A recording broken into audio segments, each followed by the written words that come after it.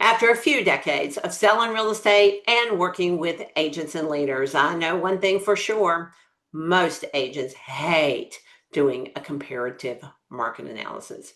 One day, a pre-licensing friend said to me, the reason they don't like it is because of the way we teach it. We give them the comps, we give them the adjustments, we give them the formula, and we totally skip all of the reasoning skills.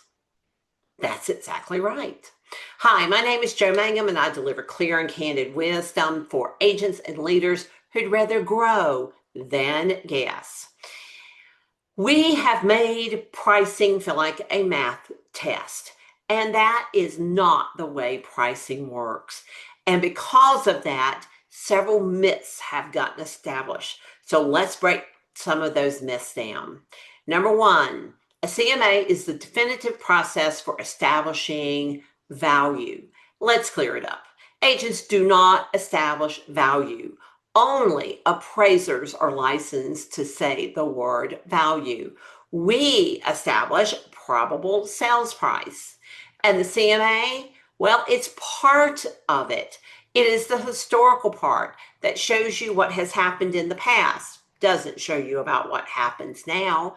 You need to have current demand and competition and seller motivation in order to bring all of that together. The CMA is just one piece of the pricing puzzle, not the whole thing. So don't keep acting like it's the definitive authority on a probable sales price. Myth number two, my CMA, it's either right or wrong. Nope. Pricing is not binary. Yes, CMA uses math, but there's always the human filter. If I gave 10 agents the same property, I would get 10 slightly different probable sales prices. That doesn't mean anybody's wrong. It means there's professional judgment involved, and that we must make that kind of information part of our value, our judgment. So remember, CMA informs your strategy. It doesn't dictate it. Number three, I need to adjust for every feature in the house. Please stop torturing yourself. We over adjust everything. An agent called me one time and said, now what do you think the adjustment ought to be for antique corbels? My answer was, stop. You don't adjust for antique corbels. Stick to the basics. The more adjustments you make, the less reliable your CMA becomes. Precision is not perfection, it's clarity. Myth number four, somewhere in the world, there's this magical list of perfect adjustments. If only. That's one of the most dangerous myths of all. There is no sacred list in the sky, really. I would have found it by now. There's not one. Stop waiting for somebody else's. Create your own. You are a professional. That means becoming a student of your market. The most effective thing I've ever been involved with is I was talking to a group of agents that we were all bemoaning the fact that adjustments were really hard. And so we decided to do this.